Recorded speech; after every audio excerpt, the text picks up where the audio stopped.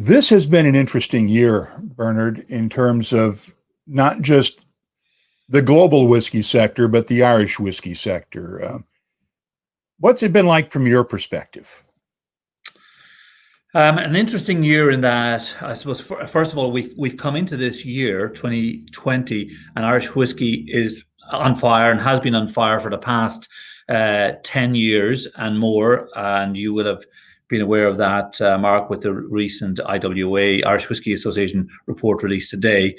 So, high expectations coming into this year, Irish whiskey growing at about 9% compound annual growth rate over the last 10 years. So we're looking for this to continue. And just like everybody else, we we hit COVID in March. In fact, my last trip was actually, I was in New York first week of March, and got home, and that was it. Everybody pulled up the drawbridges and don't leave home. But I am really, really encouraged by the resilience of Irish whiskey and its performance. That we and a lot of it at the moment is anecdotal. We don't have hard data till towards the end of the year, but what I'm seeing is good. And then what we see with our own brands, Riders, Tears, and the Irishman, it's very heartening. And just to give you a little feel, maybe because with our own brands, I can tell you probably more exactly. Like, we're probably going to take a hit this year of maybe around minus 15%. Now, April, May, June, had you asked me back then, it could have been a lot worse. So, and minus 15, that includes our third largest market.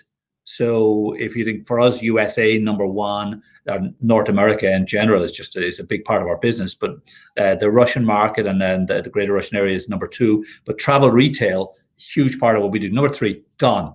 That accounts for over 2/3 of that decline that we'll see this year is travel retail. So when we weigh it all up, the bounce in retail has almost made up for the absence of the bar trade. So it's been really, and the very, like, I've heard you use those words before, but this idea of pivoting, and we all had to move very quickly. The move towards online has been huge, and we didn't really have an online offering prior to COVID. Yes, we had some basic rudimentary offering, but we had to get our house in order. We've redeveloped riderstears.com and the irishmanwhiskey.com. We redeveloped those websites so that we can offer the consumer direct purchase, whether you're in the US, whether you're in Azerbaijan, as we have, or in Germany. You go on and you can click your country and go straight into a local provider who deliver Riders, Tears, or the Irishman, depending on what you need. So that, investing in that. So we've put a lot of effort into, I suppose, refocusing ourselves towards that e-tailing offering. And I know quite a few companies, quite a lot of the big firms would have in the US, for example, store locators and stuff like that. Where can I get X brand near me? We didn't have that. We do now. And we have a very good partner in the US called HotelLink, and they've helped us put this in place. So now from our riderstears.com or the Irishman, you can actually see in the US, well, what stores near me has an expression of whiskey that I need. So we've, that's been, a fantastic development at a time when we should be, I suppose, protecting our cash because nobody's quite sure what's around the corner. We actually doubled down on our spend in digital, and which is music to your ears as well, Mark, because digital is a big driver for you, and we really believe in that. And we've also double down on our new product development and stocks that we want to put away, not just for the short term, but the long term as well. So getting some interesting casks and some interesting liquid, and maybe I should say whiskey. Some people don't like us using the word liquid, but putting some interesting whiskeys away. So we're sort of energized with this year. It's tough for everybody, but the team here at Walsh Whiskey are super, and they have, everybody has worked right the way through this. We didn't shut down shop. Nobody was let go. We really just dug in there, and delighted we're here to talk to you today. Tell me about the switch to the e-commerce side. Did it make up completely for losing the bar trade? Because I know you guys were more active in what's referred to as off-premise sales, the liquor stores, as opposed to bars and restaurants. That was where Writer's Tears was predominantly found, was in the off-trade or off-license, whatever you want to call it, as opposed to on-trade, which is the industry term for bars and restaurants for our audience. How important was that switch to e-commerce, and how hard was it for you to pull off, given that you're selling in so many countries around the world, and you have to deal with currencies and different platforms and who you can trust as providers and partners? How hard was it? Mark, it was extremely hard because everything had to be done online. So just like I'm chatting to you now and your listeners, we redeveloped the whole website without meeting the design company in person. It was a new firm. We went to tender. We got all that done. There was no handshakes. It was all virtual. Hugely challenging. But while that was going on, there was a bounce in, let's say here in Europe, you often hear people talk about the cavistes, so the specialist wine and spirit off licenses. We've seen, a huge bounce in there where the consumer is trading up. Maybe they're, not having as many tipples as they used to pre-COVID, but now we feel, and what we see is that the tipple they're going to have, well, maybe they're going to trade up. Maybe they're going to try, if they were drinking, Writer's Tears copper pot, let's say every day, well, maybe they've gone to double oak or redhead and those sort of examples. So there's definitely a bounce there, and we see it. And I talk about Cavis when I say in France, we are up this year in France. That's crazy. And the French have taken it. It's been tough for them as well. But we see this with the super premium portfolio for our whiskey, and I believe for Irish whiskey in general, that super premium portfolio is performing really well. But organizing, logistically getting us set up for e-commerce has taken a lot of effort.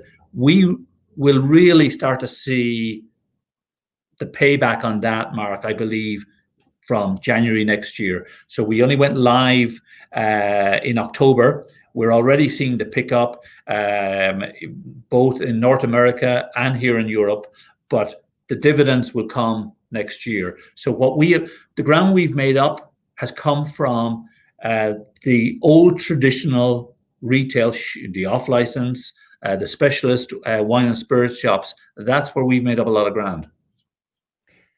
You mentioned the trading up to expressions like Writer's Tears Redhead. That is a sore spot for those of us in the U.S. Who have never had Writer's Tears Redhead available to us. Any chance that might change in the near future? Sorry, Mark. Sorry, Mark. Yes. Good news. We are looking to get a parcel of that for US. Now, you can get it a couple of times per year in Canada. That's not much good to you, but still North America. And you have many listeners there tuning in from north of the border. But let's say second half of next year, I'm hopeful that we will have a parcel of Redhead making its way across the US of A. Well, let's see. A couple of weeks ago, I would have been in New Brunswick for the New Brunswick Festival. They had Redhead in New Brunswick. Next month, I would have been in Victoria. They have Redhead in British Columbia. I'm sort of screwed until the second half of next year then to get Redhead, huh? When's your birthday? Next month. Okay. I got you covered. No, I'm kidding. Now, let's talk about the whole e-commerce thing, because let's continue on this, because that really has been one of the boom benefits of this pandemic, is that it has forced a lot of regulatory bodies around the world to take a new look at e-commerce liquor sales. Yes. It has, and in the US you've got a very complex three-tier system, which we all know about, and to navigate that with e-tailing, it's been challenging. But then you've got the likes of Drizzly and others there who have shook the system up. It's disruptive, but it's good, and it's good for your listeners, good for consumers of whiskey, where you want to experiment and try new expressions. I can't guarantee you'll find all our different expressions in your local store, Mark, just like Redhead, but there's probably a very strong chance you'll be able to get Redhead online quicker than you will in your state or your store. In addition to investing in the e-commerce platform, you also invested recently, this year, in new packaging. You didn't have to do that.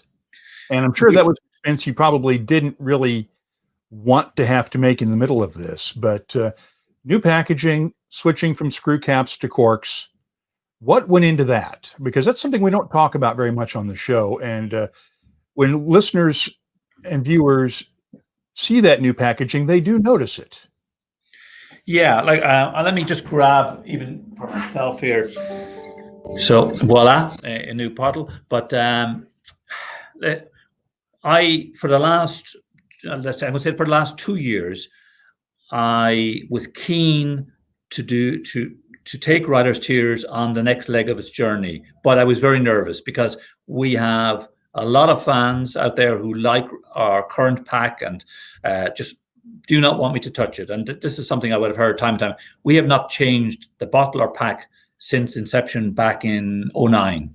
So the easiest thing was to do nothing. But I knew we are in the super premium whiskey segment.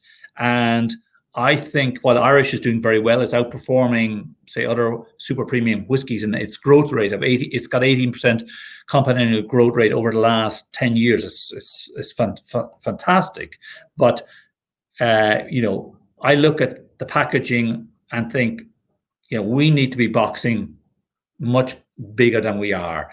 I look at Cognac. Cognac is the driver for me. Cognac and travel retail is wow.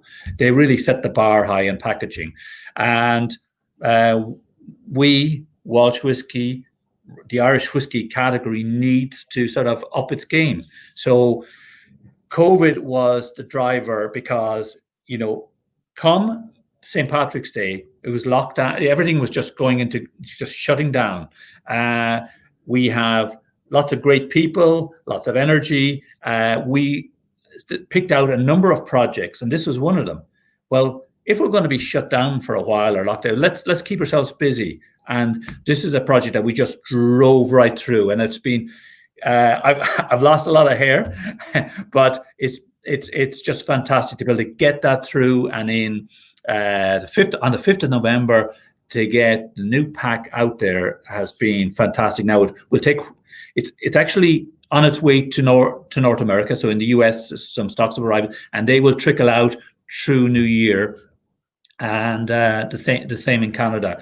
But here in Ireland, this is what you will see on the shelf now, and we have kept it's a new bottle, it's a new mold. It is true to the old shape, so it's that old Victorian bottle, that tall bottle.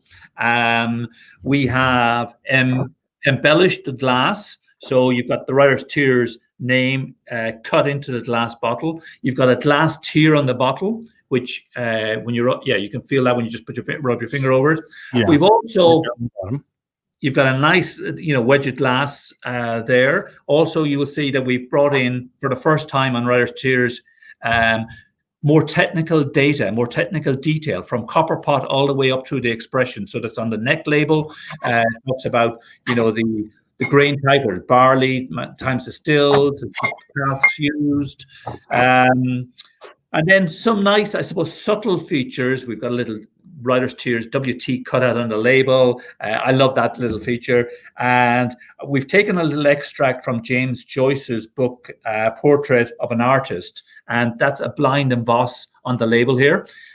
So it's a good read. If you get Portrait of an Artist as a Young Man from James Joyce, a little glass of writer's tears, sit down, and you're made up for the Saturday night. But it's, now that we have it out there, and the cork, of course, we've got a cork bottle as well. So really happy with that. I want to take you back now to the last 10 years, because you spent a couple of years during that period as chairman of the Irish Whiskey Association as part of Drinks Ireland. And you alluded to the report that came out today, as we're recording this on Friday, December 4th, about the past 10 years and the boom in Irish whiskey. 4 distilleries 10 years ago, 38 today, a 140% increase in sales from, I believe, a little over around 4 million cases a year globally to about 14 million. And I'm working off memory here, so that may not be exact. And back in 2010, a lot of that 4 million was Jameson. But with the boom in Irish whiskey, is it fair to call this another golden age for Irish whiskey, along with the period in the late 1890s up to just before World War I and the Irish Civil War, when Irish whiskey still dominated the global market? Yeah, you've hit the nail on the head, Mark. Yes, we are witnessing and we are living through a new golden age for Irish whiskey. When I would have first met you, and I'm going back early 2000s, and I'm not going to put a year, but I think it was one of the trade shows in Europe. But I go back to, we started business in 1999. At that stage, Irish whiskey sales were about 2 million cases.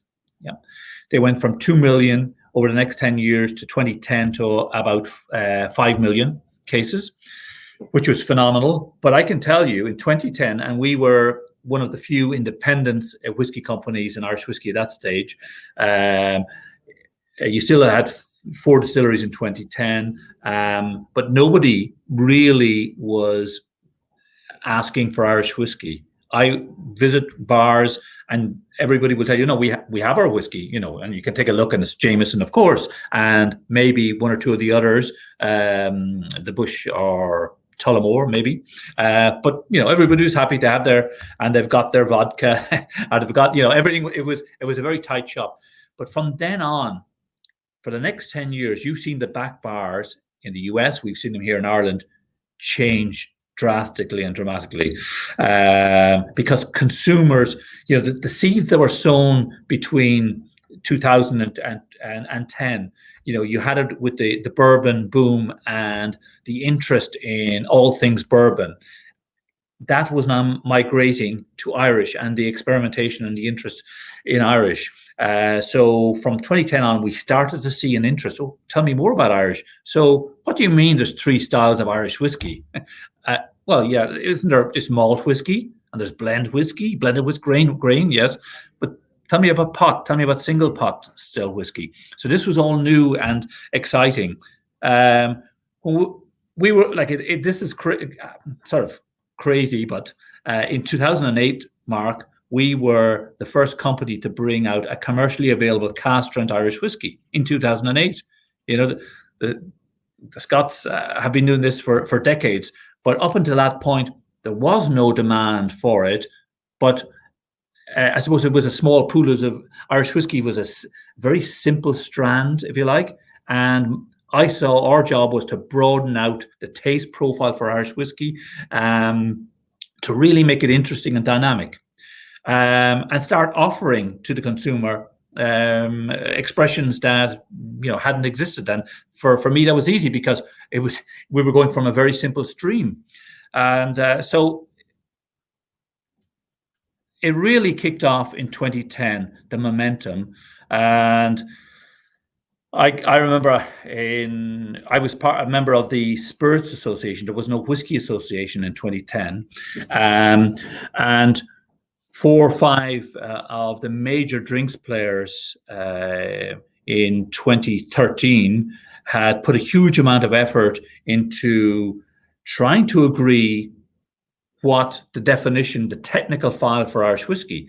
And north, south, east, and west on the island, they couldn't agree because they all had their own interpretations. I was invited in as sort of, I suppose, representing the small independent, and I thought it was fascinating. But what I saw, there were 2 gentlemen in particular, and I'm going to name check them: John Chamney and Willie McCarter, and they really helped get everybody around the table agreeing to a common definition for Irish whiskey. Now, wait just a second, because Willie McCarter, I know he was John Teeling's running buddy at Cooley for years and is working with him at Great Northern. But I don't know John. So give us some background. John Chamney, for me, he's Mr. Tullamore.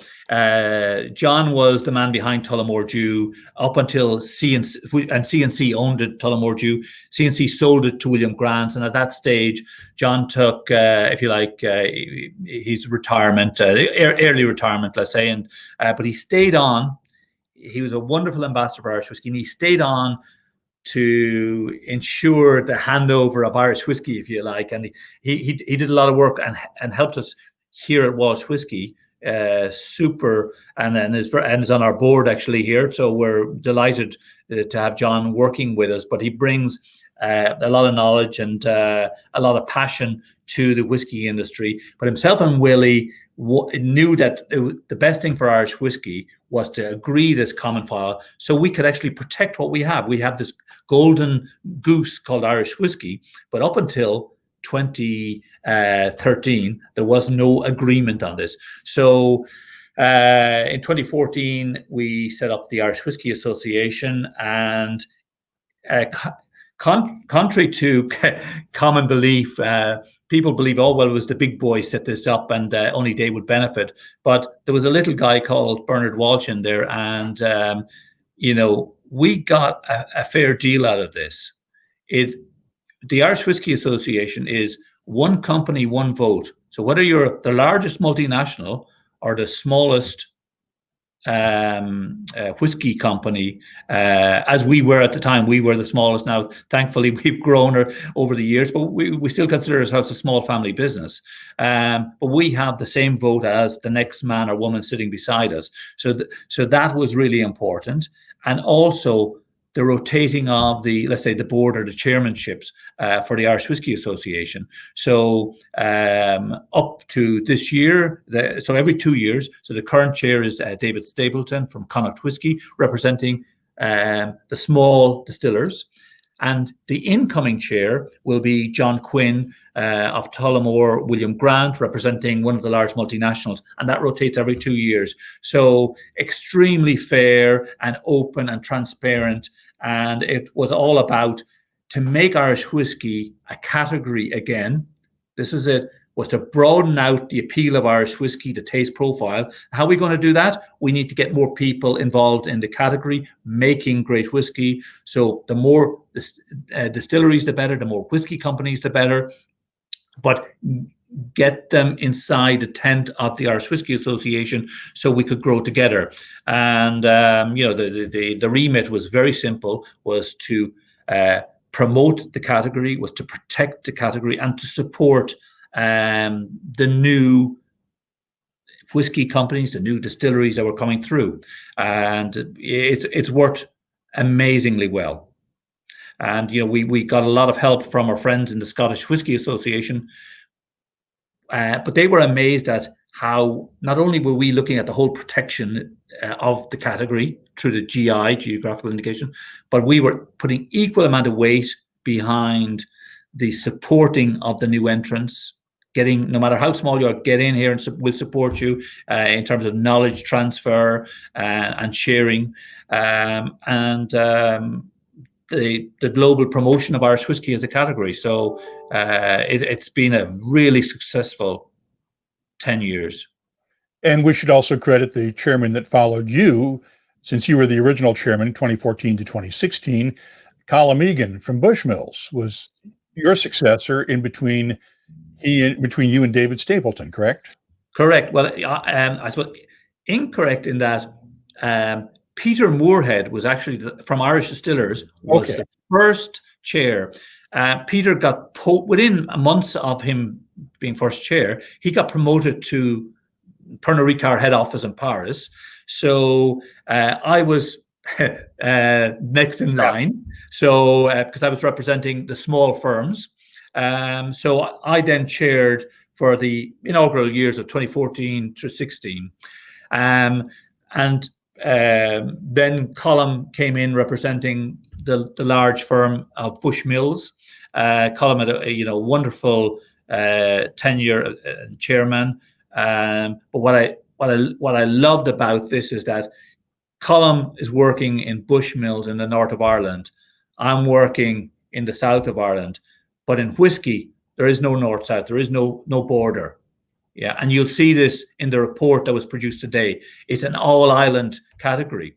So regardless of what the Trump administration think about that they put tariffs on Northern Irish whiskey, well, actually, we're all the one here, guys. We box together. And it's and you saw it today as well. We had on the Irish Whiskey Report that was launched today with political representation from north and south of the border. We are one category. We are united in whiskey. And let's see, 28 days from today will be January 1st when Great Britain and Northern Ireland crash out of the EU with or without a trade deal. How concerned are you about that? And what happens if, I know everybody says they don't want a hard border to come back between North and South, but how worried are you? Well, I'm not worried because that's not going to get me anywhere. There has been an agreement, if you like, or there's a protocol there for the north of Ireland to stay within both the United Kingdom and participate in the European Union. So we are all hopeful that both sides, the UK and the EU, will hammer out an agreement in the next week. And there's a lot of brinkmanship at the moment. Today, people saying, well, I'm not happy with the fisheries, or I'm not happy with anything. Take your pick. Dairy. If my cow moves across the border to Northern Ireland, but they're trashing out a deal. There is brinkmanship, but today, our Foreign Affairs Minister Simon Coveney was on, and while he wasn't bullish, he was saying he was very hopeful that they will get a deal done. So I'm going to hang my hat on that. We'll talk in 28 days, and hopefully we're not crying into our whiskey. But let's regardless of the outcome, and I'm hopeful, but regardless, we're going to have a very big travel retail opportunity between Ireland and the UK kicking back in. And travel retail is, for me anyway, here at Walsh Whiskey, for Riders, Steers and the Irishman, is a very big market. It was our third largest market prior to COVID. The biggest movement of peoples on these islands, while we get a lot in from North America, is actually UK to Ireland and Ireland to UK. So Boris Johnson's team have already talked about that the allocation for liquor, so spirits coming into Britain, will be 4 litres, which is fantastic for us because it used to be 2 litres and now going to be 4 litres. So he's trying to make a statement that, here's a reward for you Brits that are going to follow me into battle here as we leave Europe. And he's making it's a nice little gesture. But we here in Ireland will benefit from the travel retail, and we're looking forward to that. I believe already Dublin Airport, it was run by Air Riente International. They're already setting up a special sort of designated shopping area for the British passenger to sort of avail of the new deals. So 28 days until Brexit, 48 days until the Trump administration is over in the United States. And that has been a contentious trade relationship as well, with Europe and with Ireland. What are your hopes in terms of getting rid of the tariff dispute that has led to this? You haven't been affected by it because it only affects Irish single malts, which is less than 1% of the market in exports. But you haven't been affected yet. But there's been this tension for the last couple of years that all it takes is the stroke of a pen, and you guys could easily have been hit with those 25% tariffs. How comfortable are you with a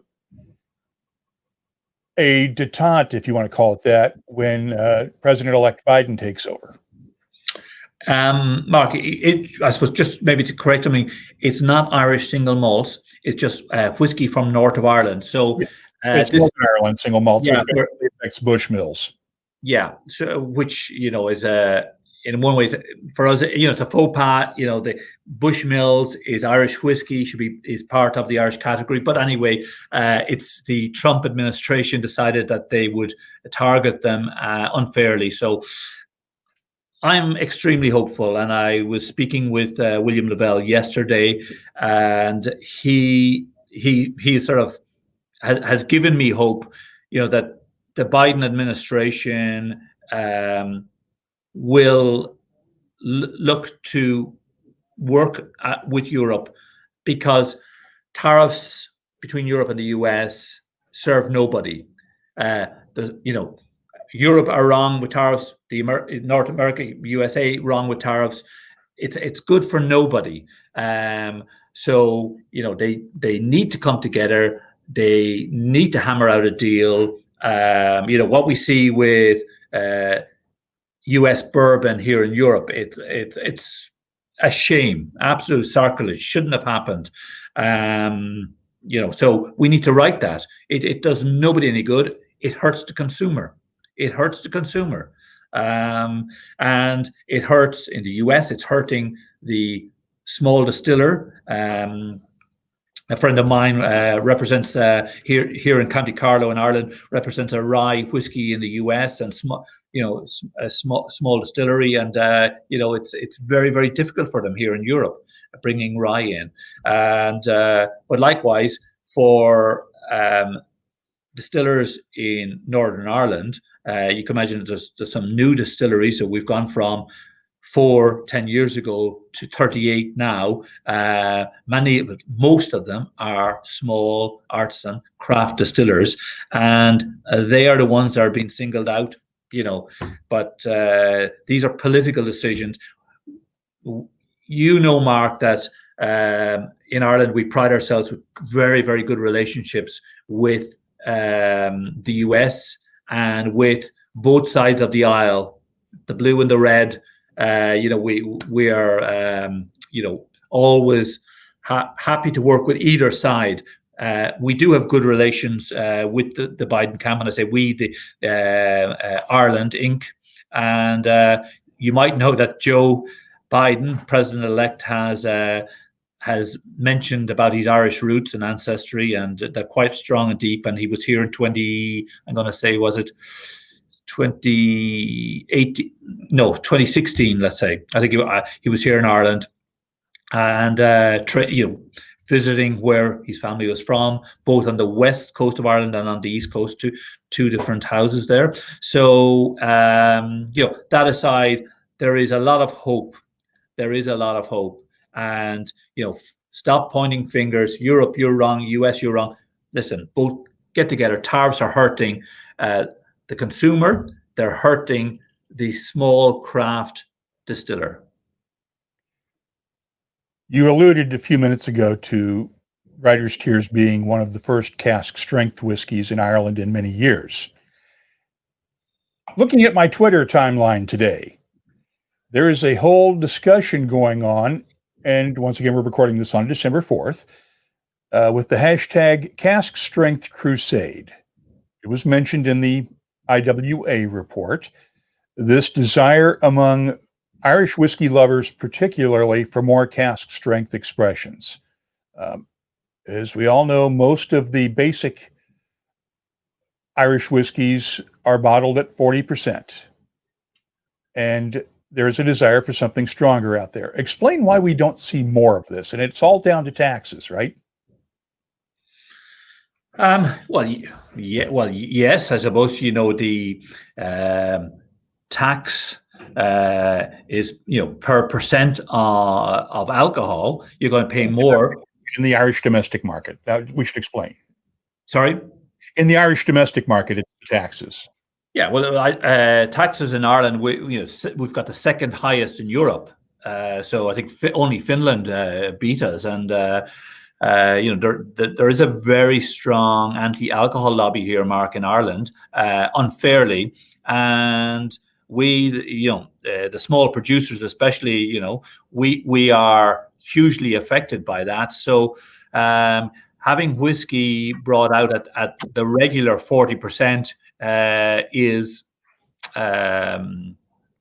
commercially the clever thing to do, but there is a big pushback, and ourselves with Writer's Tears and the Irishman, we are bringing out new expressions at different ABVs. So we talked about double oak and redhead earlier on. Well, they're at 46. We've got the Irishman 17-year-old single malt. That's always a single cask. It's always at Cask-Strength, so it varies. So let's say somewhere around 56%.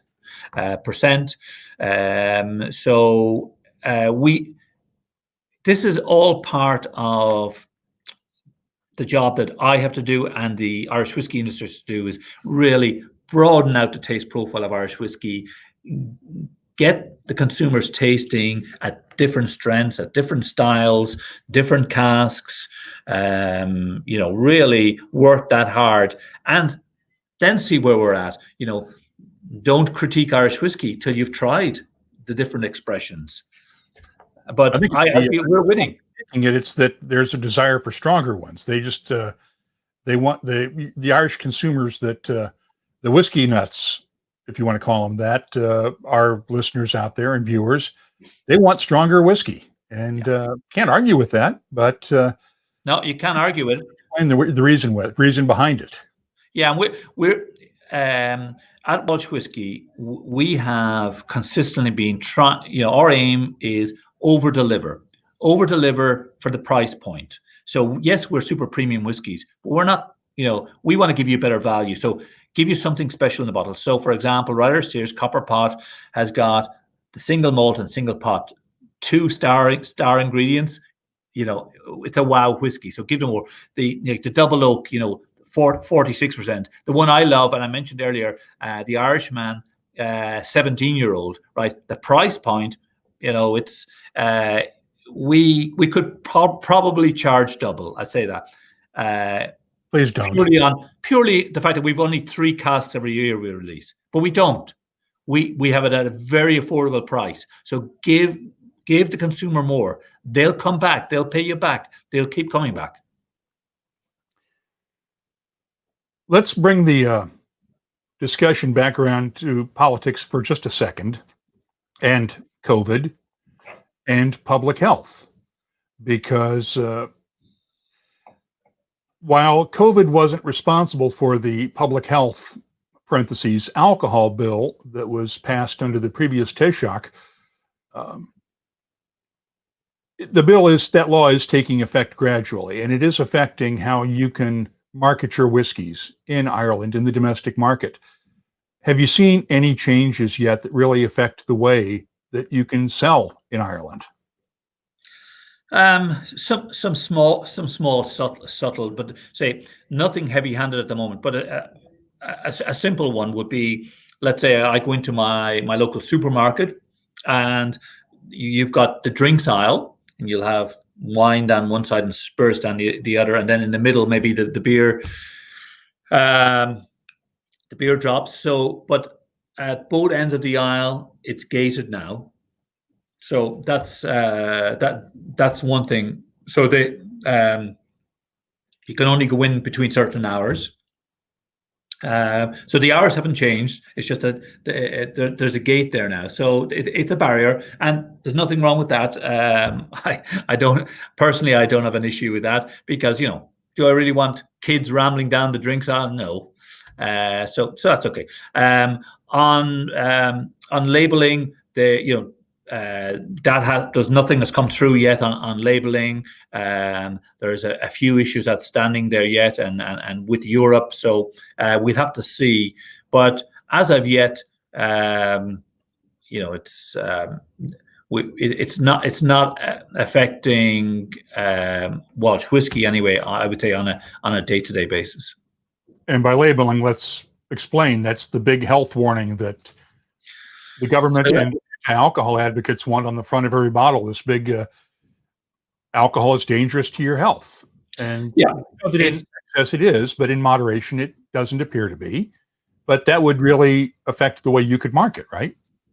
Yeah, absolutely. So we would be put at a huge disadvantage compared to, say, our bourbon friends and our Scotch friends who wouldn't have to adhere to such labeling practices.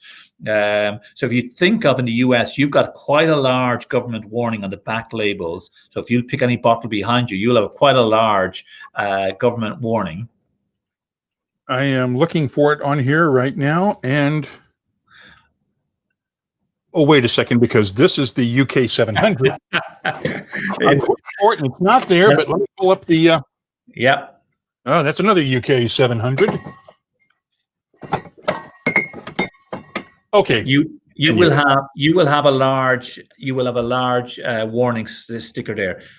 So double that for the Irish. So it'll be twice that. With a big the proposal that they're trying to push through is a big cancer warning. Now, the evidence, like, while we all respect and understand how serious cancer is, drinking my whiskey, your whiskey, drinking in moderation, there's no evidence that it's going to cause cancer. So slapping that on. So the argument is, well, if you're going to slap it on whiskey, why don't you slap it on smoked salmon? There's so many other good products out there that you could possibly say will give you, if you eat too much of smoked salmon or if you drink too much milk, what will it do to you? So we're saying is everything. Yes, drink in moderation, drink responsibly, but don't ruin our beautiful whiskeys and spirits of this world.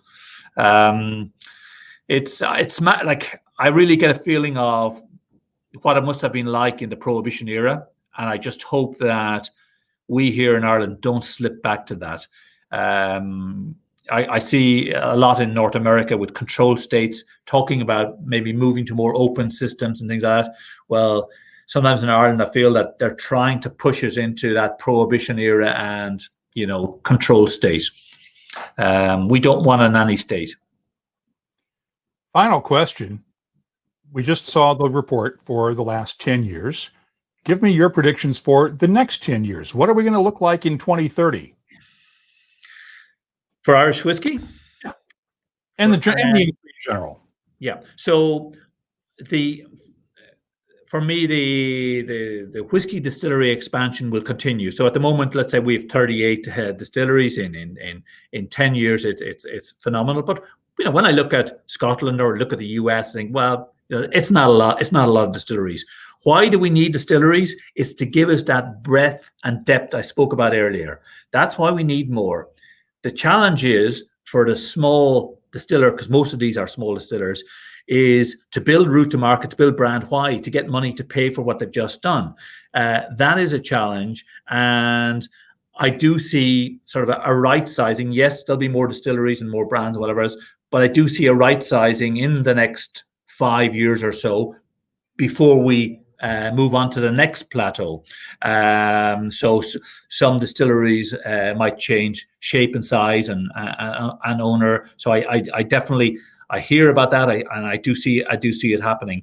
But I really believe that Irish whiskey has the opportunity to double where it's at the moment. So we're at 12 million cases.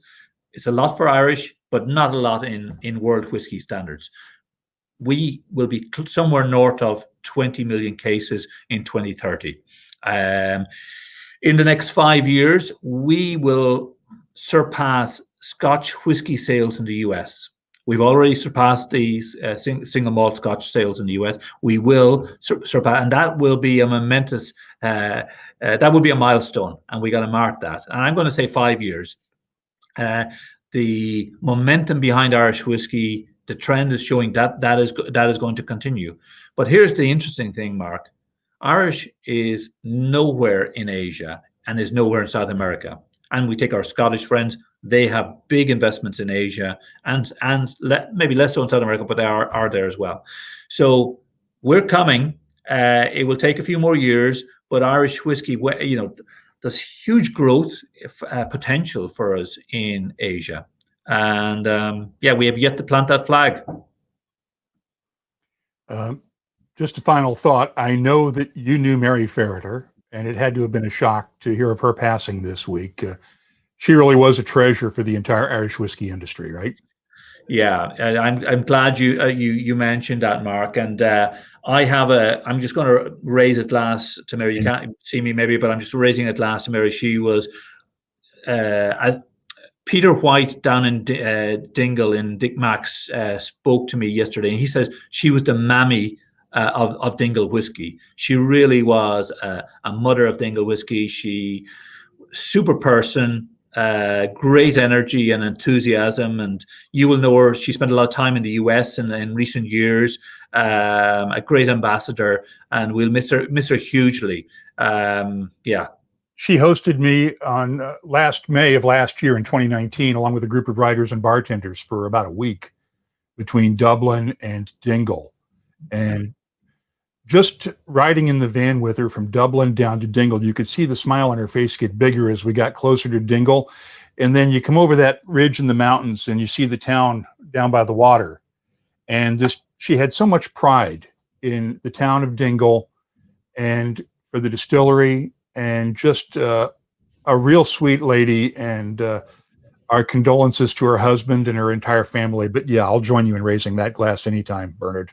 Yeah, cheers, Mark. Here's to Mary, her husband PJ, lovely family, and everybody in Dingle, because Mary touched everybody there. They all knew Mary.